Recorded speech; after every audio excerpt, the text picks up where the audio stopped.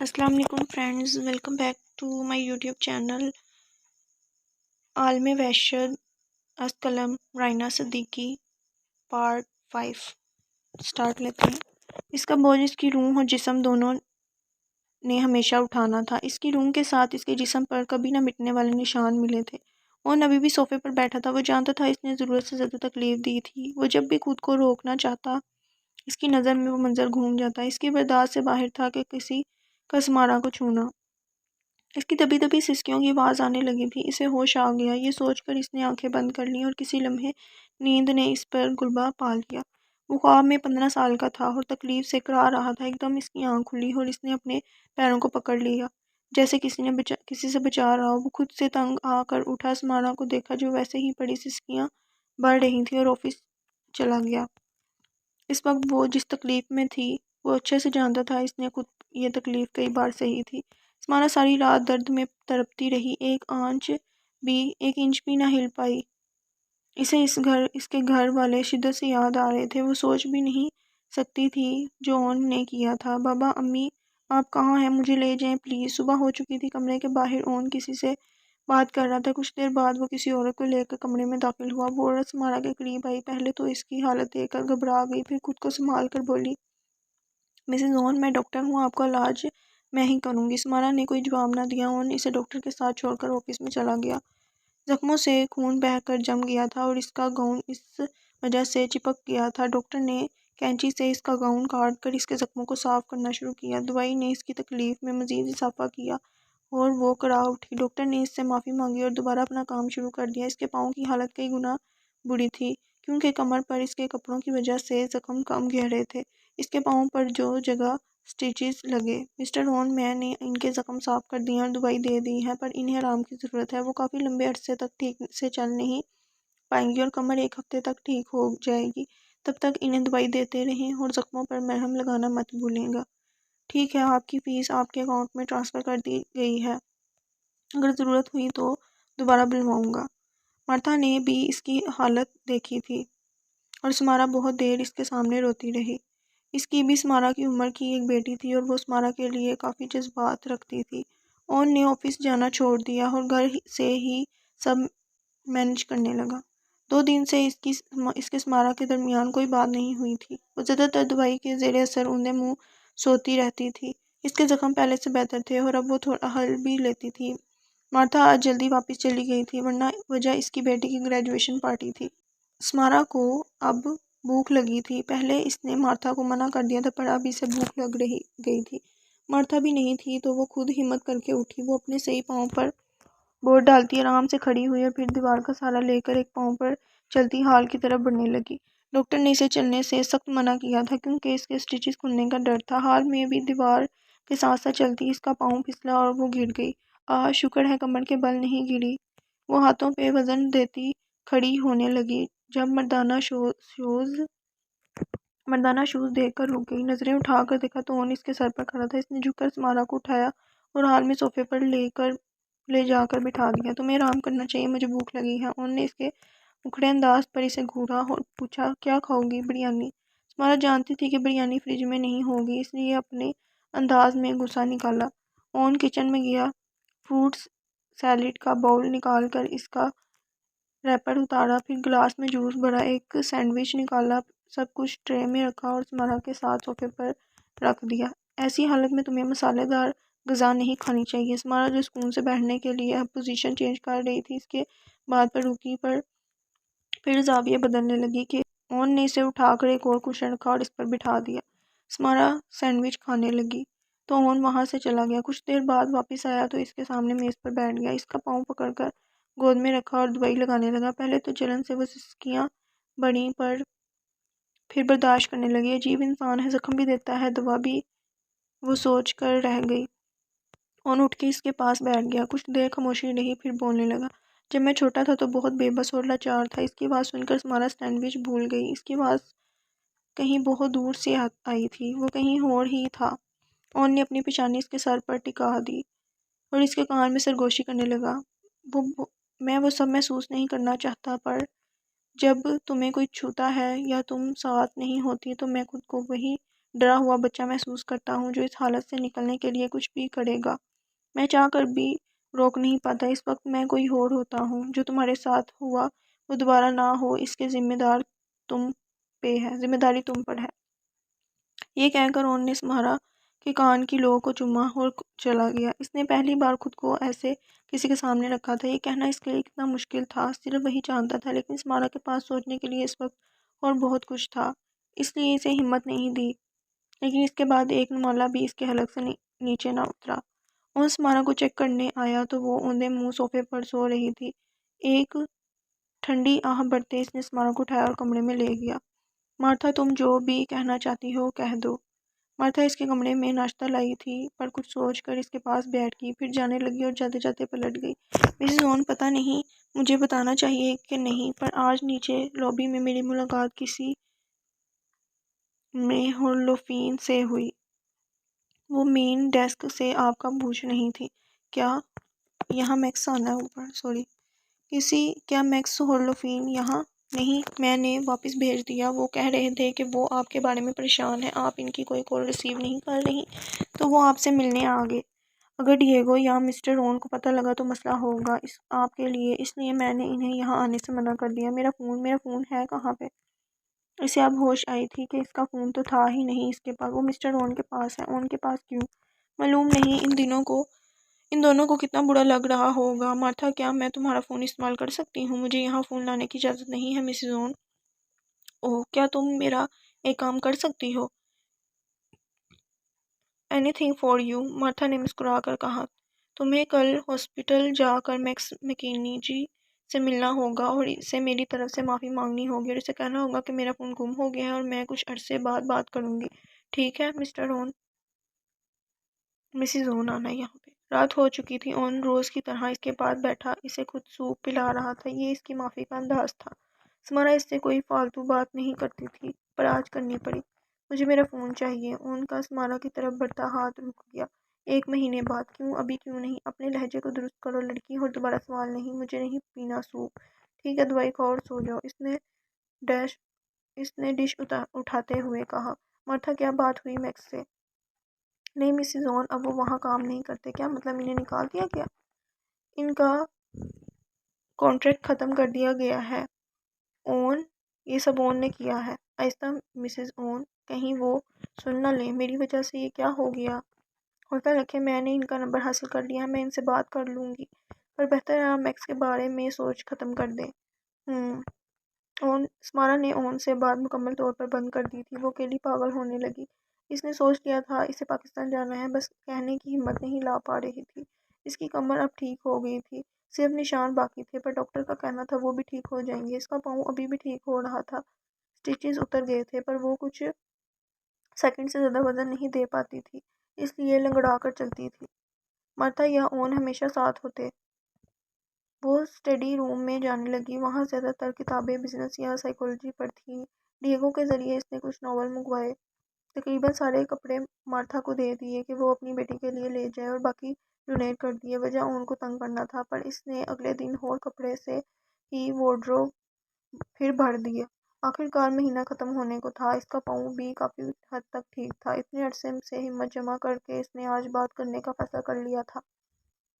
اون کے آفس روم میں گئی، وہ کسی سے لائیو میٹنگ کر رہا تھا۔ اسمارا کو دیکھ کر اس نے میٹنگ ختم کر دی اور اس سے بیٹھنے کو کہا۔ کیا بات ہے اسمارا؟ مجھے آپ سے ضروری بات کرنی ہے، لہجہ مضبوط بنا کر کہنے لگی۔ مونومور بولو۔ مجھے گھر جانا ہے۔ اون جو کہ اب ایک فائل پڑھنے میں مصروف تھا، اس کی بات سن کر چونکا۔ تم گھر ہی ہو اسمارا؟ نہیں، مجھے گھر جانا ہے، مجھے پاکستان جانا ہے، اسمارا نے اپنی بات پر زور دے کر کہا۔ اون کو اس کی باتوں سے غصہ آنے لگا۔ اپنے کمرے میں جاؤ، اس بارے میں بات نہیں ہوگی۔ اسمارا کو بھی اس کے ہر وقت کے رویے پہ غصہ آ گیا۔ ایک دم کرسی پیچھے دھکیل کر کھڑی ہو گئی، جس سے کرسی گر گئی۔ بس بہت ہوا، میں جا رہی ہوں یہاں سے، مجھے نہیں رہنا آپ کے ساتھ، مجھے میرے گھر جانا ہے۔ اس کی باتیں اور رویہ برداشت سے باہر تھا۔ اون کے چہرے کے زاویے بگڑنے لگے۔ تمہیں میرے ساتھ نہیں رہنا؟ جی نہیں رہنا مجھے آپ کے ساتھ۔ اون نے ایک دم ڈیسک پہ بنے دراز کو کھولا اور اس میں سے بندوق نکال لی۔ گن اون کے پاس گن بھی ہے؟ پہلے تو وہ وہیں جمی رہی، پھر اون کو اپنی طرف آتا دیکھ کر پیچھے قدم اٹھانے لگی، مگر اون اس کے سامنے کھڑا تھا۔ اس نے اسمارا کے بازو کو دبوچ لیا اور اس کی کن پٹی پر گن رکھ دی اور چلانے لگا، تمہیں نہیں رہنا میرے ساتھ، میں تمہاری جان لے لوں گا اگر تم نے کبھی مجھ سے دور جانے کی کوشش کی تو۔ اسمارا کا حلق خشک ہو گیا اور اس پہ کب کبھی تاریخ ہو گئی۔ یہ کیا کر رہے ہیں آپ اون؟ دور ہٹائیں اسے پلیز، مجھ سے دور جانے کا صرف یہی ایک طریقہ ہے، بتاؤ جانا ہے؟ نہیں نہیں جانا پلیز اون، مت کریں ایسا۔ بات کرنا مشکل ہو رہا تھا، خوف سے دانت کٹانے لگے تھے۔ اب اون نے اس کی ٹھوڑی کو زور سے پکڑ لیا۔ مونومور، یہ ہماری کہانی ہے اور یہ تب تک نہیں رکے گی جب تک ہم میں سے کوئی ایک بھی زندہ ہے۔ یہ کہہ کر اون نے اسے دھکا دیا، پہلے سے گھڑی کرسی سے ٹکرا کر وہ گر گئی۔ اون دوبارہ اپنے ڈیسک کی طرف مڑ گیا اور اسمارا نے جتنی جلدی ہو سکے خود کو سنبھالا اور کمرے میں بھاگ گئی۔ بیڈ کے سائڈ پر زمین پر سکڑ کر بیٹھ گئی اور اپنی سستیوں کو کم کرنے کی کوشش کرنے لگی۔ اون مجھے مار دیں گے، نہیں مجھے یہاں نہیں رہنا، بابا مجھے نہیں رہنا یہاں، آپ نے مجھے کہاں بھیج دیا، مجھے لے جائیں یہاں سے پلیز۔ وہ عالم وحشت میں خود سے باتیں کرنے لگی۔ اس نے فیصلہ کر لیا تھا وہ پاکستان جانے کا اور اون سے چھپ کر نکلنے کا، بس اب اس پر عمل کرنا باقی تھا۔ وہ موقع کی تلاش میں رہنے لگی۔ اسمارا اب مکمل طور پر صحت یاب ہو گئی تھی۔ آخرکار منصوبہ کو تکمیل دینے کا دن بھی آ گیا۔ اون روزانہ کی طرح ناشتہ کر کے آفس جا چکا تھا۔ اسمارا نے مارتھا کو آج چھٹی دے دی تھی تاکہ اس کے اٹھائے قدم کا ہر جانا مارتھا کو ادا نہ کرنا پڑے۔ ڈیگو کو کہا کہ وہ ہاسپٹل جانا چاہتی ہے، وہ اسے لے کر ہاسپٹل چلا گیا۔ اپنا موبائل وہ گھر چھوڑ آئی تھی تاکہ اون اسے کال نہ کر سکے اور نہ ہی ٹریک کر سکے۔ وہ ہاسپٹل پہنچ چکے تھے۔ وہ گاڑی کا دروازہ کھولنے لگی جب ڈیگو نے اسے اپنی طرف متوجہ کیا۔ سینیور نہیں چاہتے آپ ان کے بغیر یہاں زیادہ دیر رکیں، اس لیے آپ کو 1 گھنٹے میں واپس آنا ہوگا۔ میں یہیں آپ کا انتظار کر رہا ہوں۔ اسمارا کو غصہ آیا پر 1 گھنٹہ بہت تھا اس کے لیے۔ اس نے بنا کچھ کہے گاڑی سے اتر گئی۔ وہ ہاسپٹل میں جا کر اس کے دوسرے بیرونی دروازے کی طرف بڑھنے لگی۔ اسے وہاں سے جاتے ہوئے کارلا نے دیکھ لیا اور اسے پکارنے لگی لیکن وہ نہیں رکی۔ دوسرے گیٹ سے نکل کر اس نے فوراً ایک ٹیکسی بک کی اور بینک جانے کو کہا۔ بینک پہنچ کر اس نے اون کے کریڈٹ کارڈ سے پیسے نکالے۔ اس نے اتنے پیسے نکالے کہ پاکستان پہنچ سکے۔ وہ نہیں چاہتی تھی کہ زیادہ رقم نکالنے پر اون کو کوئی شک ہو۔ اس کے بعد اس نے ایئرپورٹ کا رخ کیا۔ اسے گئے ہوئے 1 گھنٹے سے زیادہ وقت ہو گیا تھا۔ ڈیگو نے کئی بار اسے کال کی پر کوئی جواب نہ ملا۔ آخرکار وہ ہاسپٹل میں جا کر اسے تلاش کرنے لگا۔ پوچھ تاچھ سے پتہ لگا کہ وہ دوسری سائڈ سے چلی گئی ہے۔ اون اس وقت اٹلی میں ایک نئے پروجیکٹ کے سلسلے میں میٹنگ کر رہا تھا جب اس کا فون بجا۔ وہ جانتا تھا ڈیگو کسی معمولی بات پر اسے کال نہیں کرے گا۔ سینیور، اس کی آواز میں پریشانی صاف جھلک رہی تھی۔ اسمارا تو ٹھیک ہے ڈیگو، اون نے فون پہ اپنی پکڑ مضبوط بناتے ہوئے کہا۔ جی نہیں، وہ کہیں چلی گئی ہیں۔ کیا مطلب کہاں چلی گئی ہیں؟ وہ ہاسپٹل آئی تھیں اور دوسرے گیٹ سے کہیں چلی گئی۔ ان کا موبائل ٹریک کیا تو وہ گھر ہے لیکن وہ وہاں نہیں گئیں۔ اون کی آنکھوں میں خون اتر آیا۔ اسے سب سرخ دکھنے لگا۔ میں آ رہا ہوں، یہ کہہ کر اس نے کال کاٹ دی۔ سامنے پڑا ہوا گلاس نے اٹھا کر دیوار پہ مارا۔ وہاں موجود لوگ اسے حیران پریشان دیکھنے لگے اور وہ آفس سے نکل گیا۔ اسمارا نے ایئرپورٹ پہنچ کر پاکستان کے لیے سیٹ بک کروائی پر برف باری کی وجہ سے اسے فلائٹ سے اگلے دن ٹیک آف کرنا تھا۔ پہلے تو اس نے سوچا یہیں رک جائے پر پھر ان کا سوچ کر اس نے قریبی ہوٹل کا رخ کیا۔ ریسیپشنسٹ پر موجود لڑکی کو اس نے کمرے کا کہا۔ اس کے چارجز اس کی سوچ سے زیادہ تھے پر مجبوری تھی اس لیے کروانا ہی پڑا۔ جب اس کا شناختی کارڈ یا پاسپورٹ مانگا تو اسمارا نے اپنا پاسپورٹ اور ساتھ میں اون کی شناختی کارڈ کی کاپی بھی دے دی تاکہ اسے بکنگ میں کوئی مسئلہ نہ ہو۔ اس لڑکی نے اسمارا کو عجیب نظروں سے دیکھا اور پھر اس کے کاغذات لوٹا دیے۔ اون نے ایئرپورٹ سے پتہ کیا تو اسمارا کے نام سے ایک سیٹ بک تھی۔ وہ اب وہیں جا رہا تھا جب اس کا فون بجنے لگا۔ ارے میں نے تو ایک کمرے کی بکنگ کروائی تھی پر یہ تو لگژری سویٹ ہے۔ اس نے مین ڈیسک پر فون کر کے کہا تو انہوں نے کہا کہ آج رات ہمارا ہوٹل اسپیشل پیکج دے رہا ہے۔ اس نے اس آسائش کا خوب فائدہ اٹھایا۔ اپنے دھیان کو اون سے ہٹانے کے لیے وہ فلم دیکھنے لگی۔ اسمارا کو بھوک ستانے لگی تھی، رات ہونے والی تھی۔ اس نے کھانا وہیں منگوا لیا۔ وہ اس کمرے کی حفاظت چھوڑنے کو تیار نہیں تھی۔ کچھ دیر بعد سویٹ کے دروازے پر دستک ہوئی۔ باہر ایک بیرا ٹرالی لیے کھڑا تھا۔ اس نے اندر آ کر ٹیبل پر ٹرے رکھی اور چلا گیا۔ اسمارا ٹرے کو اٹھا کر کمرے میں لے گئی۔ بیڈ پر چڑھ کر ٹرے سے ڈھکن اتارا۔ مختلف کھانوں کی خوشبو سے بھوک مزید بڑھ گئی۔ ٹرے میں ساتھ ہی ایک گلاب کا پھول تھا اور ایک کارڈ بھی۔ اس نے کارڈ اٹھا کر دیکھا تو اس کے دل نے دھڑکنا بند کر دیا۔ انجوائے یور اسٹے مونومور۔ وہ اس لکھائی اور الفاظ کو اچھے سے پہچانتی تھی۔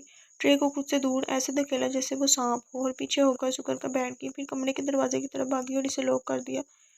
دوبارہ بیڈ پر سمٹ کر بیٹھ گئی اور دروازے کی طرف دیکھنے لگی. نہیں، ایسا نہیں ہو سکتا، یہ میرا وہم ہے، اسے میرے یہاں ہونے کا نہیں پتا. خوف سے وہ اپنے ہی بال کھینچنے لگی. اسے لگتا کہ ابھی دروازہ کھل جائے گا، پر ایسا نہیں ہوا. اگر وہ یہاں ہوتا تو کیوں نہیں آ رہا؟ کیا وہ میری حالت سے محظوظ ہو رہا ہے؟ اون اس کے ساتھ کیا کرے گا؟ یہ سوچ سوچ کر وہ اپنی حواس کھو رہی تھی. گھڑی رات کے 1 بجا رہی تھی. جب تب تک کچھ نہ ہوا تو وہ کچھ ٹھیک محسوس کرنے لگی. بھوک نے پھر ستانا شروع کر دیا. اس نے آگے بڑھ کر ٹرے اپنی طرف کھینچی اور آہستہ آہستہ دروازے کی طرف دیکھتے ہوئے کھانے لگی. ابھی اس نے کچھ نوالے ہی لیے ہوں گے. اسے شدت سے نیند آنے لگی. اس کی آنکھیں بند ہو رہی تھیں. انہیں کھلے رکھنا مشکل ہو رہا تھا. اسے پتہ بھی نہیں لگا کب وہ بیڈ پر گر گئی. کوئی اس کے کمرے میں آیا تھا. اب وہ اس کے پاس بیٹھا تھا.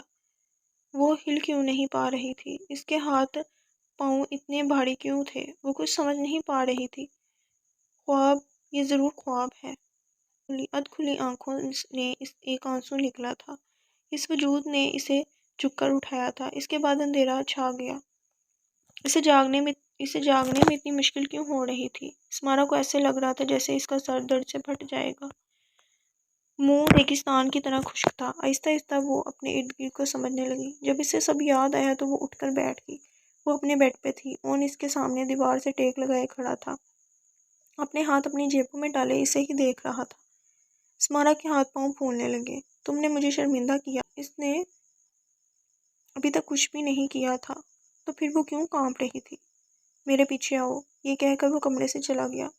ایک لمحے کے لیے اس نے سوچا ہے خود کو اندر بند کر لے، پر اس سے وہ اون کو اور تیش دلاتی.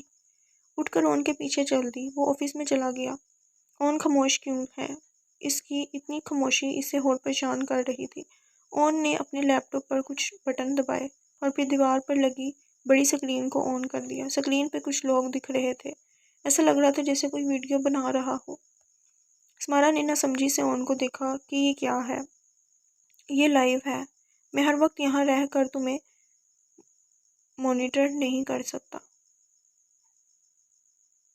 اور نہ ہی میں ہر وقت تمہارے بارے میں پریشان رہ سکتا ہوں. یہ کہہ کر اس نے سکرین کی طرف اشارہ کیا.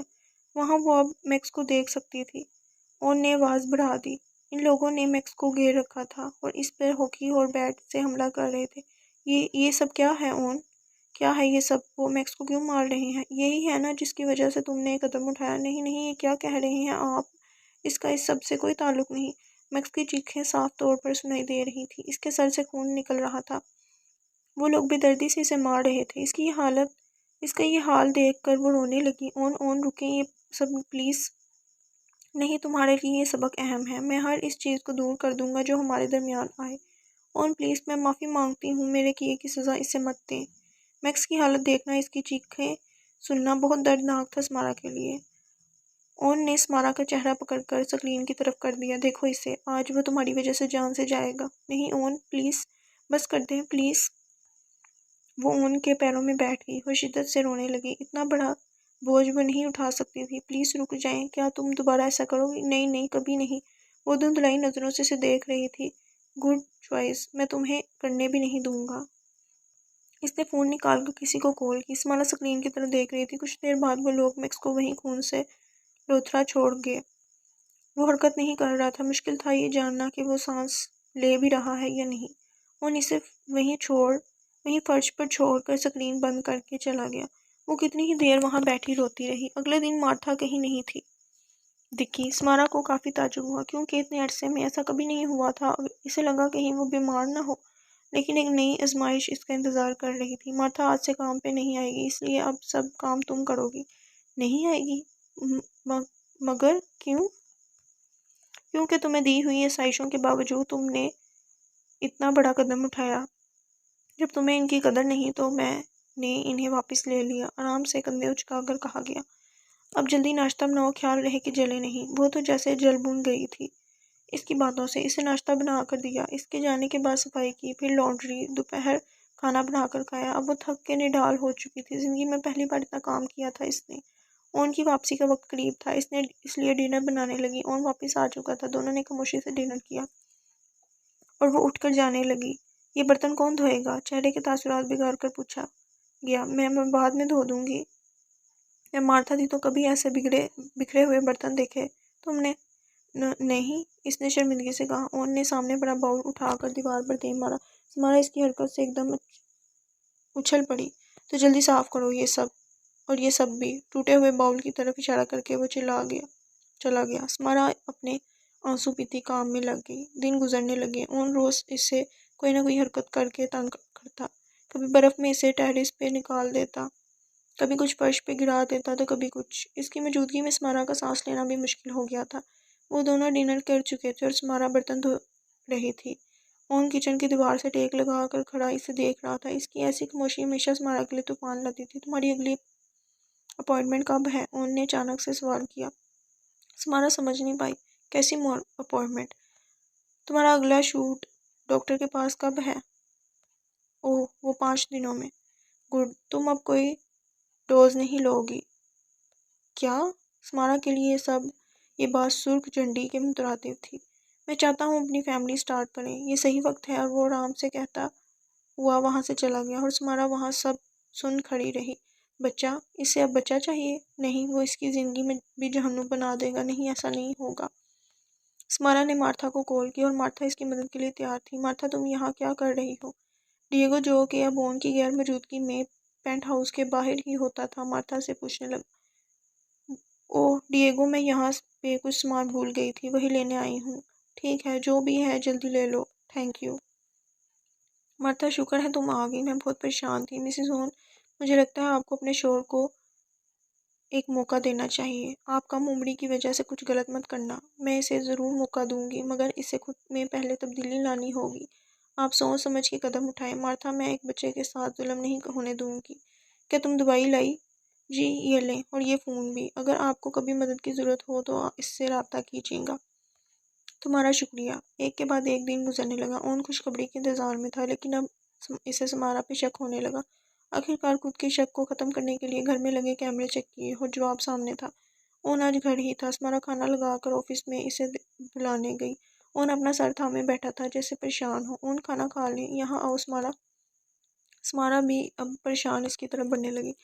اس نے دراز سے دوائی نکالی اور ڈیسک پہ رکھ دی۔ یہ سب کیا ہے؟ کیا تمہیں میری کوئی پرواہ نہیں؟ وہ دکھی لگ رہا تھا۔ سمارا نے اسے واقعی گھائل کیا تھا۔ اون، آپ کو یہ کیسے ملی؟ کیا یہ اہم ہے؟ اہم بات یہ ہے کہ تم کب سے مجھے دھوکہ دے رہی ہو۔ اون، آپ مجھ پہ ظلم کرتے ہیں۔ ظلم؟ تم ہمیشہ وہ کرتی ہو جس سے منع کروں۔ آپ؟ اس کے منہ سے اگلا لفظ نکلتا اس سے پہلے اون نے اسے گلے سے دبوچ کر سامنے ڈیسک پر گرا دیا۔ وہ اس کا گلا دبا رہا تھا۔ سمارا کو لگا وہ اسے مار دے گا، لیکن اون نے ڈیسک پہ پڑا لیٹر اوپنر اٹھایا اور اس کی تیز دھار سائیڈ سمارا کے گلے پر رکھ دی۔ لیکن میں یہاں سے کیسے نکلوں گی؟ وہ مجھے دوبارہ پکڑ لیں گے۔ میں کیا کروں گی؟ اس کے پاس کوئی موبائل بھی نہیں تھا۔ پھر اسے مارتھا کا دیا ہوا موبائل یاد آیا۔ اس نے وہ باتھ روم میں ہی چھپا رکھا تھا۔ اسے سمجھ نہیں آ رہا تھا کہ کیسے کال کرے۔ آخر اس نے لوفین کو کال کی۔ سمارا، کیسی ہو تم؟ کہاں ہو؟ تم جانتی ہو میکس کے ساتھ کیا ہوا؟ لوفین، اس سے بات کرنا مشکل ہو رہا تھا۔ لوفین، مجھے بچا لو، مجھے یہاں سے نکال لو پلیز۔ اون مجھے مار دیں گے۔ سمارا، گہرا سانس لو اور پھر بتاؤ مجھے۔ سمارا نے اسے سب کچھ بتا دیا۔ تمہیں پولیس کو بتانا چاہیے۔ نہیں، پولیس نہیں، مجھے بس یہاں سے نکلنا ہے، میری مدد کرو۔ آخر کئی بار کی منت کے بعد لوفین مدد کے لیے تیار تھی۔ اس نے سمارا کو اگلے دن اسی وقت کال کرنے کا کہا۔ اون سکون سے بیٹھا ڈنر کر رہا تھا اور سمارا اسے مسلسل بالوں کی اوٹ سے دیکھ رہی تھی۔ مرمو، کیا بات ہے؟ کچھ نہیں، کچھ بھی تو نہیں۔ ٹھیک ہے، مجھے کچھ کام ہے، میں آفس جا رہا ہوں۔ آخر وہ اتنا پرسکون کیسے ہے؟ میں پاگل ہو جاؤں گی۔ اگلے دن میکس نے اس سے بات کی۔ تم جانتی ہو، تم جو کہہ رہی ہو وہ سنگین ہے۔ میں جانتی ہوں، پر مجھے یہاں سے نکلنا ہے۔ ہم تمہاری مدد کریں گے، لیکن اس کے بعد تمہیں ہر کسی سے رابطہ ختم کرنا ہوگا، تمہارے ماں باپ سے بھی۔ پر ان سے کیوں؟ اگر تم نے ان سے رابطہ رکھا تو ان کو بھی خطرہ ہو سکتا ہے۔ لوفین تمہارے لیے نئی شناخت کا انتظام کر رہی ہے۔ فیصلہ مشکل تھا، پر اس نے حامی بھر لی۔ باقی منصوبہ کو بھی سوچ سمجھ کے تشکیل دیا گیا۔ سمارا کے لیے سب سے بڑا کام مطلوبہ دن کو یہاں سے نکلنا تھا۔ ڈیگو ہر وقت گھر کے باہر پہرا دیتا تھا اور بیرونی دروازے کی چابیاں اس کے اور اون کے پاس تھیں۔ اگر وہ باہر چلی بھی جاتی تو بھی وہ پیدل یہ کام نہیں کر سکتی تھی، اس کے لیے اسے گاڑی کی ضرورت تھی۔ اون کے پاس کافی گاڑیاں تھیں، پر ان کی چابیاں اون کے آفس میں ہوتی تھیں جو کہ لاک ہوتا تھا۔ اس کے علاوہ اسے پیسوں کی بھی ضرورت تھی۔ اگر وہ کسی بھی مرحلے میں پکڑی گئی تو اون اسے نہیں چھوڑے گا، پر ایسا کرنا اب مجبوری بن گیا تھا۔ آنے والے دنوں میں جتنا ہو سکے اس نے خود کو نارمل رکھنے کی کوشش کی، لیکن میں یہاں سے کیسے نکلوں گی؟ وہ مجھے دوبارہ پکڑ لیں گے، میں کیا کروں گی؟ اس کے پاس کوئی موبائل بھی نہیں تھا۔ پھر اسے مارتھا کا دیا ہوا موبائل یاد آیا، اس نے وہ باتھ روم میں ہی چھپا رکھا تھا۔ اسے سمجھ نہیں آ رہی تھی کہ آخر اس نے لوفین کو کال کی۔ یہ مجھے لگتا ہے گین آ گیا۔ اچھا یہ گین ہی ہے، ایک منٹ رکے۔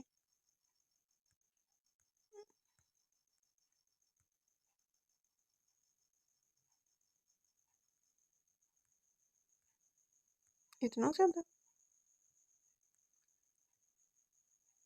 یہ آ گیا، جو کہ صرف اون کے پاس تھی، مطلب چابیاں والا آ گیا۔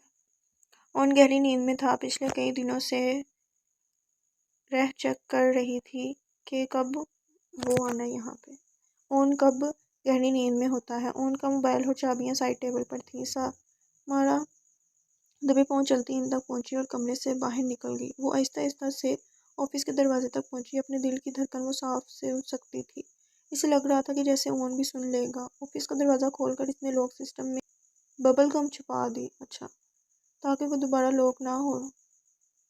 اسی طرح سے دبے پاؤں چلتی کمرے میں گئی اور چابیاں واپس رکھ کے لیٹ گئی۔ وہ ساری رات کل کا پلان ذہن میں دہراتی رہی۔ نیند اس سے کوسوں دور تھی۔ منمور تم ٹھیک تو ہو؟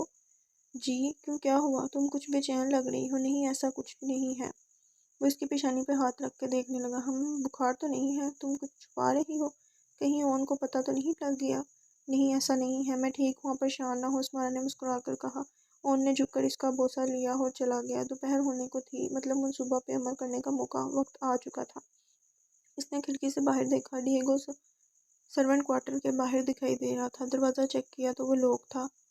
وہ اون کے آفس میں گئی اور سب سے کم قیمت گاڑی کی چابیاں اٹھائیں۔ اس کے بعد اون کے لاکر کی طرف گئی۔ وہ اس کا کوڈ جانتی تھی، اس لیے آسانی سے لاکر کھول لیا۔ اندر کافی کیش اور قیمتی جویلری موجود تھی۔ اس نے بیگ میں کافی زیادہ کیش بھرا اور پھر اسے لاک کر کے اپنے کمرے میں گئی۔ وہاں سے ایک سادی پینٹ اور اون کی ٹی شرٹ بیگ میں رکھی اور مین گیٹ کے پاس رکھے گلدان کے پیچھے اسے چھپا دیا۔ اس نے کچن میں جا کر چولہا جلایا اور اس پر کاغذ رکھ کر جلانے لگی۔ جب اس سے دھواں پیدا ہونے لگا تو گھر میں لگا فائر الارم بجنے لگا اور آگ روکنے کے لیے پانی برسانے لگا۔ سمارا دروازے کے پاس جا کر ڈیگو کو بلانے کے لیے چلانے لگی۔ ادھر ڈیگو پہلے ہی الارم سن کر بھاگا آ رہا تھا۔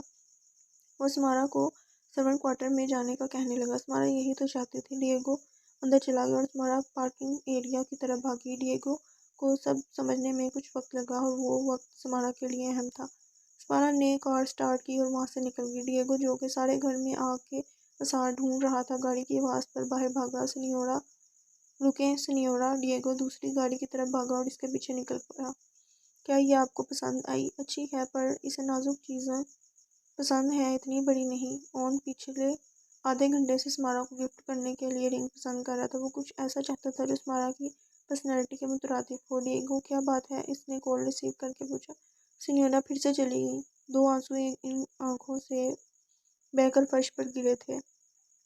ڈیگو اس کا پیچھا کر رہا تھا۔ کافی دیر تک وہ اس سے پیچھے چھوڑنے کی کوشش کرتی رہی اور آخرکار ایک موڑ پر اس سے ڈوج کرنے میں کامیاب رہی۔ گاڑی میں فکس فون ایک دم بجا اور وہ اچھل پڑی۔ یہ ضرور اون کا ہوگا۔ وہ جانتی تھی کہ وہ گاڑی کی لوکیشن چیک کر کے جلد ہی اس کے پیچھے آئیں گے، اس لیے قریب ہی سنیما کے سامنے گاڑی روک کر خود اندر چلی گئی۔ وہ وہاں باتھ روم میں گئی اور بیگ میں رکھے کپڑے نکال کر پہننے لگی۔ ڈیگو گاڑی کی لوکیشن سے سنیما کے باہر پہنچ چکا تھا۔ اب اسے سمارا کو ڈھونڈنا تھا کہ ایک دم سنیما سے ان گنت لوگ باہر نکلنے لگے، جس سے مشکل ہونے لگی۔ سمارا نے یہ موقع غنیمت جانا اور اسی رش میں شامل ہو گئی۔ کچھ آگے جا کر اس نے ٹیکسی بک کروائی اور اسٹیشن جانے کا کہا کہ اس کا پیچھا نہیں ہو رہا تو اس نے سکون کا سانس لیا۔ جب اس نے دیکھا اسٹیشن پہنچ کر اس نے لوفین کو کال کی اور اس کا انتظار کرنے لگی۔ سمارا میں بہت ڈر گئی تھی کہ تم یہ کر پاؤ گی کہ نہیں، ڈر تو میں بھی گئی تھی، پر آخر پہنچ ہی گئی۔ یہ لو یہ تمہارا نیا لائسنس اور شناخت ہے۔ پھر بہتر ہے کہ تم پولیس سے دور رہو، ورنہ یہ تمہارے لیے مسئلہ بن جائے گا۔ تمہارا بہت بہت شکریہ، میں تم لوگوں کا احسان کبھی نہیں اتار پاؤں گی۔ میرے دوست بھی کہتی ہے شکریہ بھی، میکس نے اسے چھیڑتے ہوئے کہا۔ مجھے ڈر ہے کہ تم لوگوں کو نقصان نہ پہنچائے۔ گھبراؤ نہیں، ہم یہ شہر چھوڑ کر جا رہے ہیں۔ تم لوگ کہاں جا رہے ہو؟